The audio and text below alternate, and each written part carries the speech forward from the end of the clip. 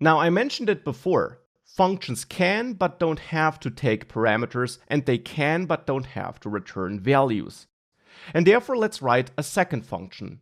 And I want you to write this function on your own, simply to practice this a bit more.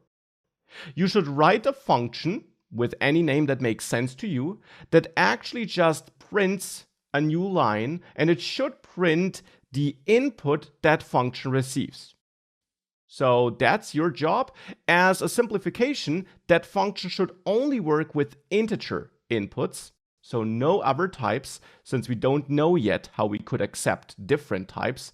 So only integer inputs should be supported, and then the function should take an input and print it to the command line. Try this on your own first. I'll give you a few seconds to pause the video and try it on your own, and then we'll implement this together. So, did you succeed? Let's now write such a function together. And again, it will of course be a rather simple function. Later, we'll also have more complex functions, but it's a great practice.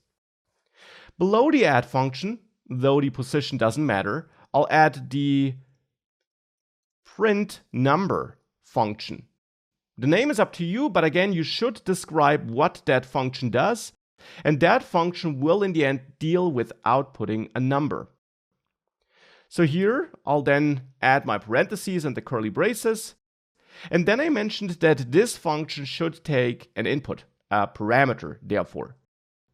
And here I'll name it number, and I mentioned that we should only accept integers for now, so I'll make that of type int.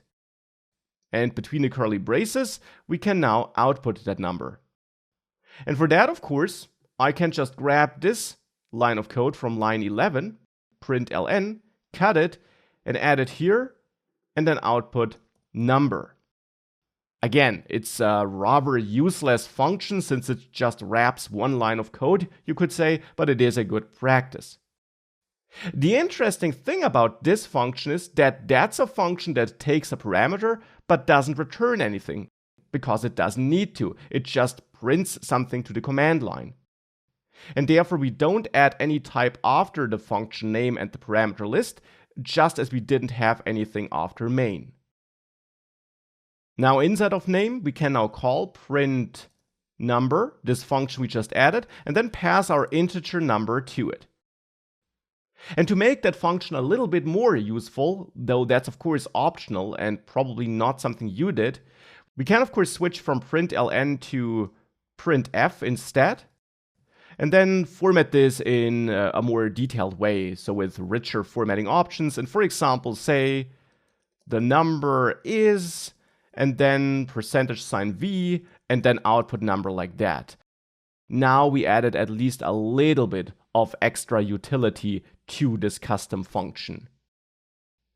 And hence now with that, if I run this module again, I get the number is 15, output like that.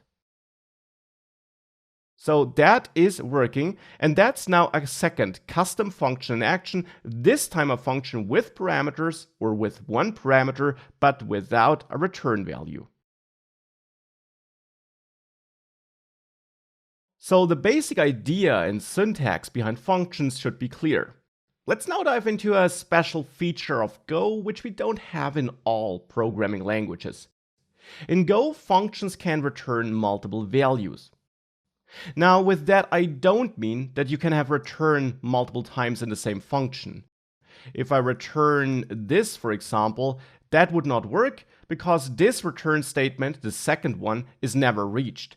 Because once you execute this return keyword, so to say, once this line of code is reached, the function execution stops and any code thereafter is not executed. So that's not how it works. But you can return multiple values by comma separating them in the line where you use the return keyword.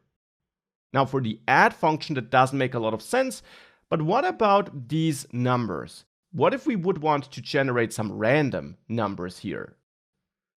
For that, we can add another function, generate random numbers, sounds like a good name. And that's a function that actually doesn't take any input, let's say, but it should return values, and it should return two values, two numbers.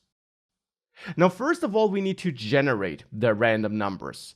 And for that, we can use another built-in package provided by Go, and that's the rand package. And here we got two packages called rand. We need the one from Moth. So if we select this one from moth/rand and hit tab, this import gets added. And now that's still a package, even though there is a slash here. It's basically a package inside of another package, you could say. You can create such packages on your own if inside of a package subfolder you add another subfolder which contains then yet another package. And that's what's happening here. We have the Moth package, and that has the rand sub package. Now this is a package built into Go which gives us a lot of utility functions that deal with generating random numbers. We access them through a dot as before, and then here we got the int n function, and here we see a little explanation about this function. In the end, this is a function that takes one parameter, so it's a function built into Go that takes one parameter, as we can tell, of type int. And then it will produce a non-negative random number between 0, which is included, and n, which is excluded. So that number which we pass here is not an actual result we can get, but up to that number we can get any integer. And it will then return that random number which it generated. So here we call this function by adding the parentheses.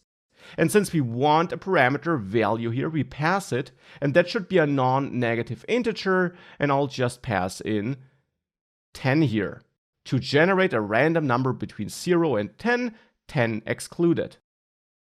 Now this returns an integer as we learned, and therefore I'll have my random number 1, which I store here, and then I repeat that to generate a second random number. So now I have two variables here inside of this function for two different random numbers. And of course, they could also be the same. They will be recalculated every time we call this function. And every time we do that, brand new random numbers will be generated. Now I want to return both numbers, and that's now the special thing about Go. We can add our return statement here. And where in many other programming languages you can only return one value here, in Go you can return random number 1 and then add a comma and also return random number 2. Now we just have to adjust our function definition here and make it clear that we will return two values which each are of type int. And we do that by adding another pair of parentheses here after the function name and the parameter list, which is empty, but which we still need to add. And there we now add the types of all our return values, int and int, separated by a comma. If you only have one return value, you don't need the wrapping parentheses. Then you would just add int like this. But if you have more than one return value, you need to wrap those return value types in parentheses and then list them as a comma-separated list inside of these parentheses. And now we have this generate random numbers function that produces more than one result. Now, of course, in other languages, like for example JavaScript, we also have workarounds, which still in the end allow us to return multiple values. For example, in JavaScript, we can return a single value, which is an array, which is a special value, which also exists in Go, which we'll explore later, which is one value that can then internally store more than one values. So with that, we return one value in the function, but that one value holds multiple values.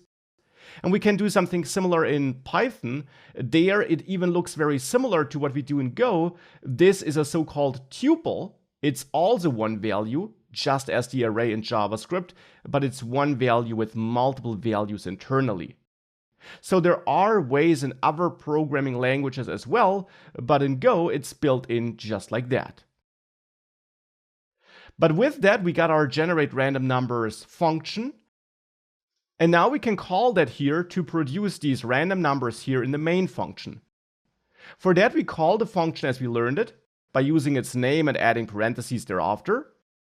And now generate random numbers returns two values. So we can of course create our a variable, but that's not enough if we just store it in a. Instead, now we get two return values. Hence, if we want to store them in variables, we also need to create two variables. And we can do that by simply adding a comma here on the left side of the colon equal sign operator, and then list all the variables we want to create here. It would also work, by the way, if we just use the equal sign operator for existing variables. We can then also reassign multiple values to multiple variables in one go. The syntax would be the same, just without the colon. But here we create brand new variables, and we create multiple new variables in one step for these different return values returned by generate random numbers. With that, if we now run this code, we'll get a different result.